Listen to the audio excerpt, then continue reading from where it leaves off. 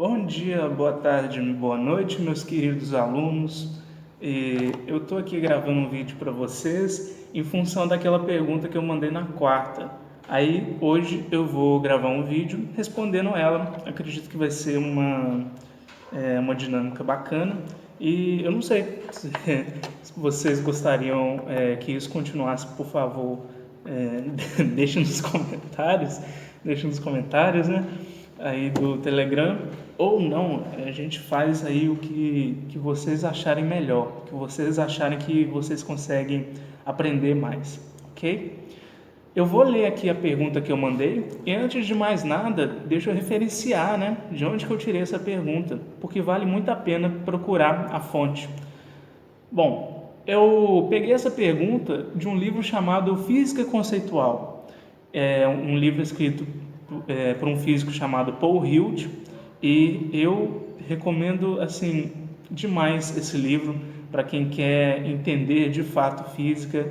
É um livro muito bonito e eu tenho certeza que os meus colegas o recomendam também e gostam dele também. Vamos à pergunta então. Estritamente falando, uma pequena moeda ficará com mais massa ao adquirir uma carga negativa ou positiva? Explique. Bom, eu tenho aqui comigo, e agora não sei onde que está. Eu tinha aqui comigo, tá aqui. Eu tenho aqui comigo uma moeda, uma pequena moeda de 5 centavos. Essa é uma moeda feita de aço, mas só que a cor dela é assim porque eles cobrem ela com cobre. Ok?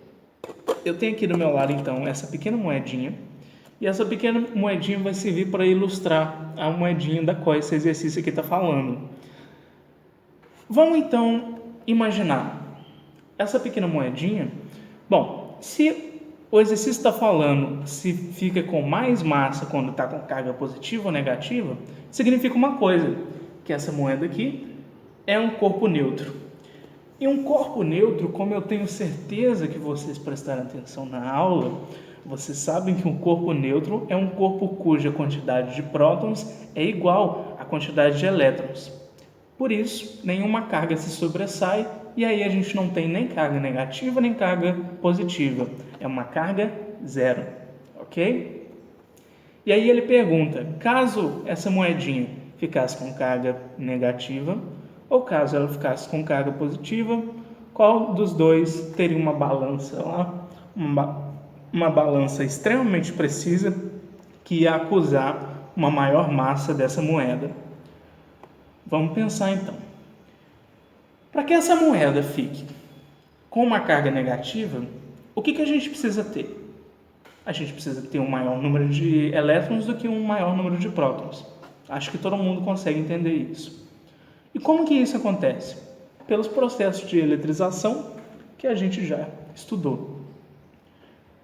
Ok, mas só que esse processo de eletrização, em essência, o que ele vai fazer? Ele vai pegar elétrons de algum outro lugar e vai transportar esses elétrons até a nossa moedinha. Para ilustrar, eu vou usar uma arminha de elétrons, ok?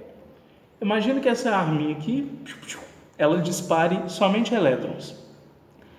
Então, pelo processo de eletrização, que é o que está simbolizando, que é o que essa arminha aqui está simbolizando, eu vou disparar os elétrons que vão chegar até essa moedinha que antes era neutra, e agora eu tenho um maior número de elétrons do que o maior número de prótons.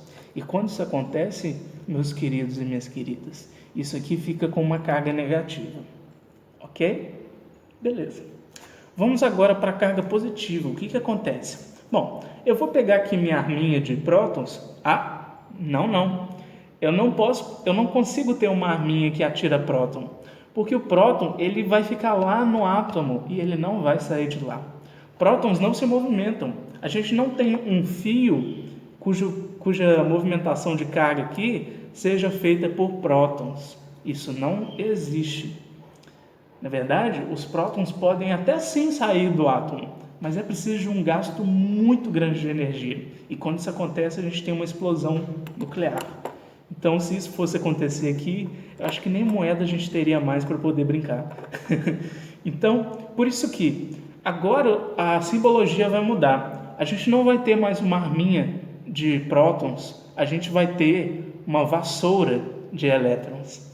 Porque olha só, se a gente tiver uma vassoura de elétrons que consiga varrer os elétrons livres dessa moeda, a gente agora vai ter menos elétrons do que prótons.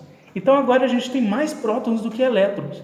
Então essa moeda agora, ela está com uma carga positiva. Olha só. E essencialmente é isso que os processos de eletrização fazem. Eles ou atiram elétrons ou eles varrem elétrons para que fiquem com maior número de prótons e assim com uma carga positiva. Eu acho que agora já dá para responder, viu? Dessa maneira, então, do jeito que a gente viu aqui, qual das duas situações a nossa moedinha vai ter maior massa? Vamos colocar isso em termos de cálculo, em termos de matemática? É simples, não assusta não. Pensa assim comigo. A massa da moeda, no caso dela neutra, é igual à massa da moeda. É a mesma coisa. Só que a massa da moeda, sendo que essa moeda está com uma carga negativa, vai ser igual à massa da moeda quando ela era neutra, mais a massa dos prótons que foram acrescentados nessa moeda, para que ela ficasse com carga negativa. Olha só. E no caso da carga positiva, a massa da moeda agora vai ser a massa da moeda quando ela ainda era neutra, menos a massa dos elétrons que foram varridos da moeda. Ok? Dessa maneira, acredito que agora a resposta está bem clara. A massa maior nos dois casos vai ser para quando a moeda está com uma carga negativa.